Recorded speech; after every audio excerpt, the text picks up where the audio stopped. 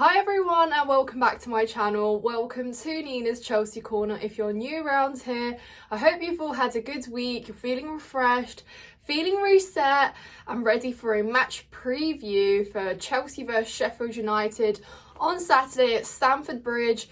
We go again. 3 points is a must. It's like Groundhog Day. It's the same thing now every single time. We need 3 points. No ifs, buts or maybes. We're hosting Sheffield United. They're 20th in the league.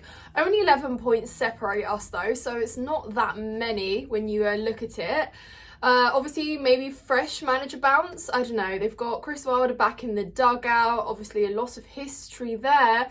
And I saw that he said in his conference that they must go to Stamford Bridge with a lot of belief.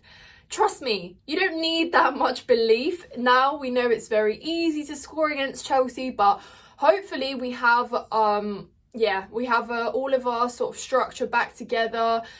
We've been training good this week. Mauricio Pochettino has had a chance to assess what went wrong against Everton and also the previous defeat and hopefully get a win back on the board.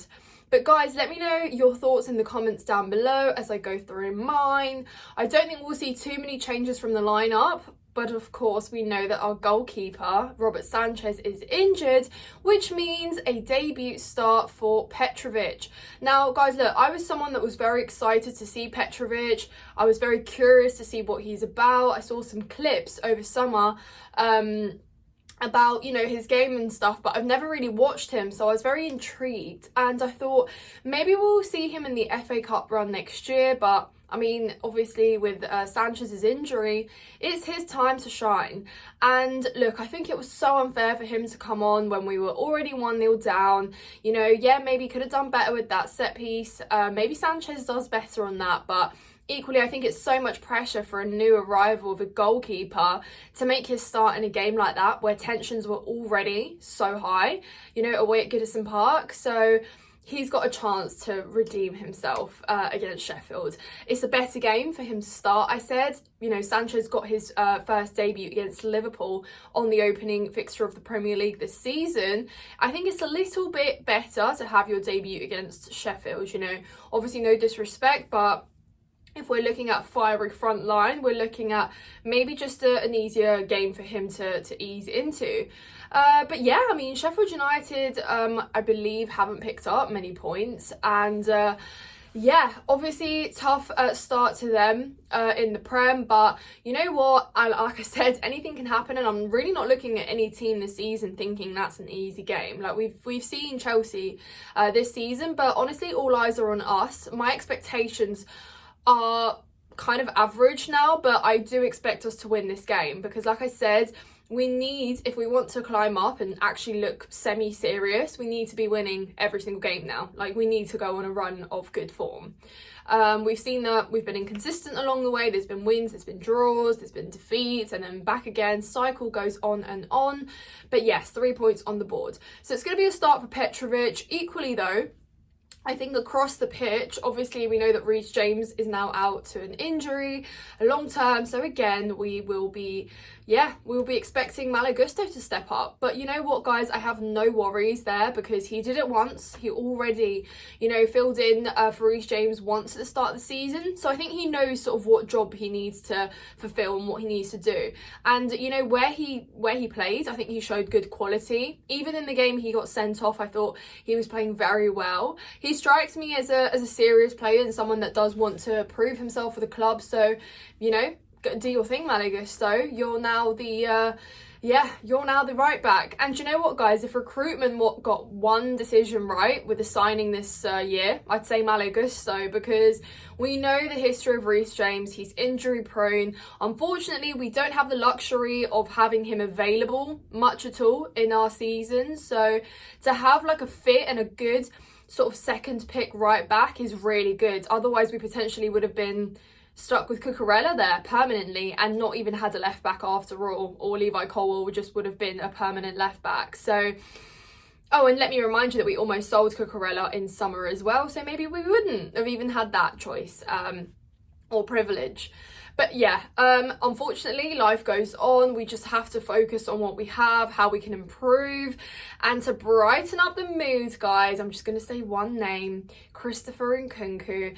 And look, I know a lot of sort of discussion has been circulating with his return, people saying that he needs to save us, that he is the guy that's going to make the difference, that's going to create our chances and maybe hopefully finish a lot of them. And yeah, I mean, we basically have made him the entire main character in our squad this season.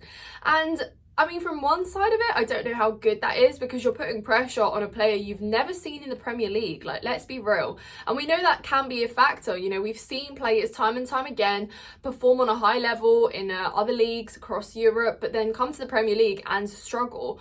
So it's never a guarantee that you bring and you replicate that quality immediately. He's only played in pre-season and he's coming back from injury. So there's a lot of factors that point to the possibility of him not being at his best with his return, and you can already imagine that maybe disappoints some people.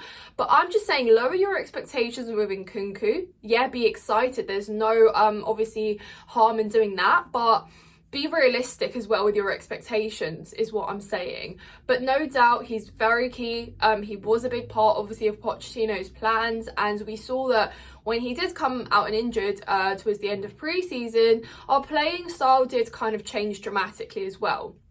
But yeah, very excited to see him. Apparently very confirmed that he will be in the squad. So that's exciting. I'll be there for Christopher Nkunku's debut, hopefully. Who knows?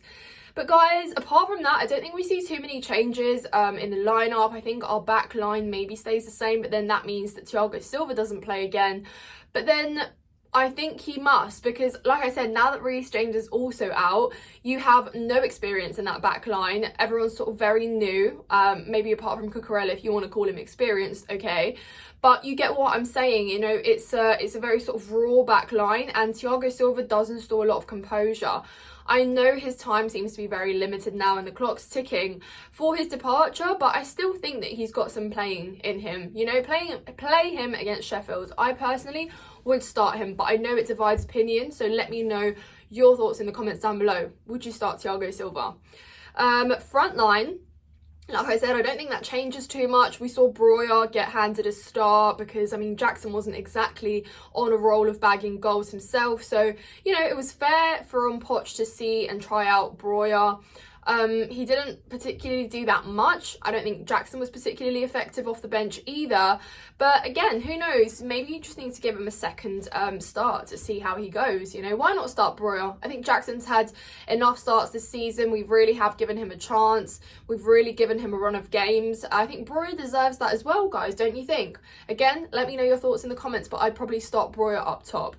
And then the usuals, and then the usual suspects in every other position, because like I said, it's good to have consistency. It's good to try these group of players out and let them build chemistry on the pitch, because chopping and changing doesn't really get you consistency. So I quite like that Poch keeps the lineups relatively similar, apart from where he needs to rotate for injuries or suspensions or whatever. I like that he's doing that. Of course, mentioning Poch, all eyes will be on him as well. How he sets up, tactics, substitutions, game management, man management, all of that will be extra sort of amplified because of how the last couple games have turned out. So I'm sure he's ready. I hope for his sake that it all goes well and we can sort of enjoy the win. Yes, we're not going to get carried away because we know how the season has been, but again, 3 points are necessary. So if we get them, happy days.